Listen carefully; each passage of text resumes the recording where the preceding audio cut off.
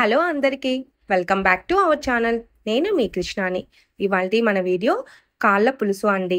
మేకకాళ్ళతో కానీ పొట్టేలు కాళ్ళు కానీ తీసుకొచ్చుకొని ఈ విధంగా షేర్వా పులుసులాగా చేసుకొని తిని చూడండి.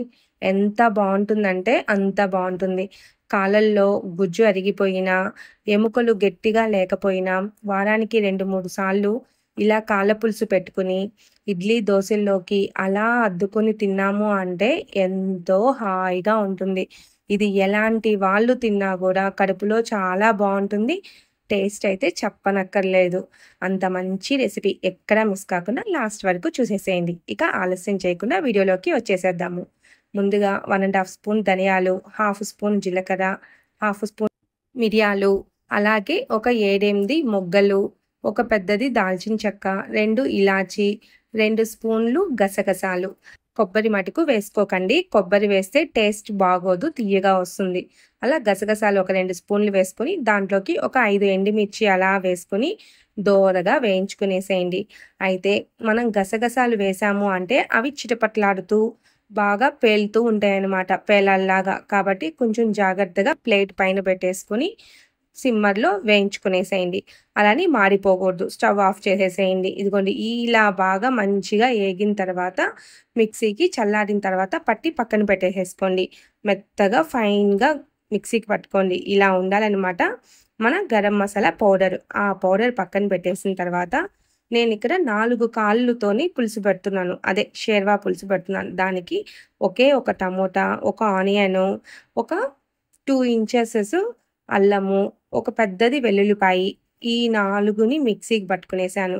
ఆ తర్వాత ఒక ప్యాన్ పెట్టుకుని ఆ ప్యాన్లోకి 1.5 గంట వరకు వేరుశనగ నూనె వేసేసుకుని అందులోకి మనం ముందుగా పేస్ట్ చేసి పెట్టుకున్న ఈ అల్లం వెల్లుల్లి టమోటా పేస్ట్ ఉంది కదా, ఇదంతా వేసేసేయండి. వేసేసి బాగా వేయించండి. ఈలోపు మన కాళ్ళు ఏవైతే ఉంటాయో దాంట్లోకి ఉప్పు పసుపు వేసేసి ఒక 1 లీటర్ వాటర్ పోసుకునేసి కుక్కర్లో పెట్టి 7-8 విజిల్స్ రానివ్వండి. అలా 7-8 విజిల్స్ మీడియం ఫ్లేమ్లో రానివ్వండి. మీడియం ఫ్లేమ్లో బాగా ఉడికింది అంటే ఆ ఎముకల్లో ఉండే సూపు మొత్తము కూడా ఆ వాటర్లోకి సూప్లోకి వచ్చేసేస్తుంది. ఎముకల్లో ఉండే గుజ్జు, దాంట్లో ఉండే మంచి పోషక విలువలన్నీ కూడా ఆ సూప్లోకి వచ్చి ఇలా మెత్తగా ఉడికిపోతుందన్నమాట. అలా మెత్తగా ఉడకాలి అంటే మీడియం ఫ్లేమ్లో పెట్టుకుని 7 విజిల్స్ రానివ్వండి. అలా వచ్చిన తర్వాత ఇక ఆ వాటర్ని మనం సూప్గా బాగా షేర్వా పులుసు చేసేసుకుందాము. అయితే ముందుగా మనం మసాలా అంతా కూడా వేయించుకుంటూ పెట్టుకుని ఉన్నాం కదా, అలా వేయించి పెట్టుకున్న మసాలా మొత్తాన్ని కూడా దాంట్లో వేసేసేయండి. మనం ముందుగా ఏవైతే కాళ్ళు ఉడకబెట్టి పెట్టుకున్నామో దాంట్లో ఈ గరం మసాలా మొత్తం వేసేసి అలా కలిపేసేసేయండి. ఇలా కలపడం వల్ల వేడిగా మన సూప్ ఉంటుంది కాబట్టి అందులో ఈ మసాలా పౌడర్ కలపడం వల్ల ఎక్కువ టేస్ట్ ఉంటుందన్నమాట. అది గుర్తుపెట్టుకోండి. ఆ తర్వాత మనం ఇక్కడ ముందుగానే ఆయిల్లో మన అల్లం వెల్లుల్లి పేస్ట్ అంతా వేగుతూ ఉంది కదా, అందులోకి మనం ఎంతైతే కారం తింటామో అంత కారం వేసుకోండి. నేనైతే కొంచెం మోడరేట్గానే తింటాము, ఎక్కువగా ఏం తినము. అందువల్ల నేను 2 స్పూన్లు కారపొడి వేసేస్తున్నాను. ఎందుకంటే ముందుగానే మనం మిరియాలు, ఎండుమిర్చి అన్నీ వేసి గరం మసాలా ప్రిపేర్ చేసుకున్నాం కాబట్టి ఆ స్పైసీనెస్ ఈ స్పైసీనెస్ బాగా పర్ఫెక్ట్గా మన కాళ్ళ పులుసుకి సరిపోతుందన్నమాట.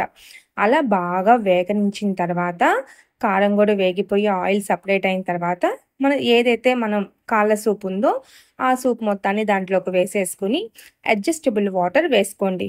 ఎందుకు అంటే కాళ్ళ పులుసు ఎప్పుడు కూడాను థిక్గా ఉండకూడదు, పల్చగా ఉండాలి. అలా పల్చగా ఉంటేనే టేస్ట్ బాగుంటుంది. అలాగే సూప్ లాగా తాగటానికి బాగుంటుంది, ఇడ్లీ దోశలోకి బాగుంటుంది, ఇక సంగట్లోకైనా బాగుంటుందన్నమాట. ఓకేనా? అలా వేసుకుని మనకి సాల్ట్ని చెక్ చేసుకుని వాటర్ వేసాం కదా, దానికి తగినంత కల్లుప్పుని యాడ్ చేసేసుకోండి.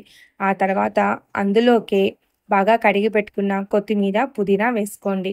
ఎందుకు అంటే ఇది కొంచెం ఎక్కువ వేసుకున్నాము అంటే కాళ్ళు మనకి ముందుగా కాల్చి ఇస్తారు, కాల్చి ముక్కలుగా కొట్టిస్తారు. ఆ కాల్చినప్పుడు స్మెల్ వస్తుంది కదా, ఆ స్మెల్ అంతా లేకుండా ఈ పుదీనా కొత్తిమీర అనేది కొంచెం డామినేట్ చేస్తుంది అనమాట. అలా వేసేసుకున్న తర్వాత బాగా ఉడకనివ్వండి, మసాలాతో పాటుగా ఉడకనివ్వండి. ఇలా ఉడికిన తర్వాత మనకి చక్కగా కన్సిస్టెన్సీ వస్తుందన్నమాట. ఇలాంటి కన్సిస్టెన్సీ వచ్చినప్పుడు ఇక దీన్ని ఒక గిన్నెలో వేసుకొని సూప్‌గా అన్నా తాగండి.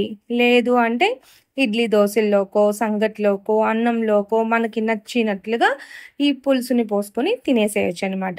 అయితేనండి మామూలుగా అయితే బాగా పెద్దవాళ్ళు గానీ, లేకపోతే బోన్ ఏదైనా ఫ్రాక్చర్ అయినప్పుడు గానీ, మనం ముందుగా ఉప్పు, పసుపు వేసి ఉడకబెట్టుకున్నాం చూసారా?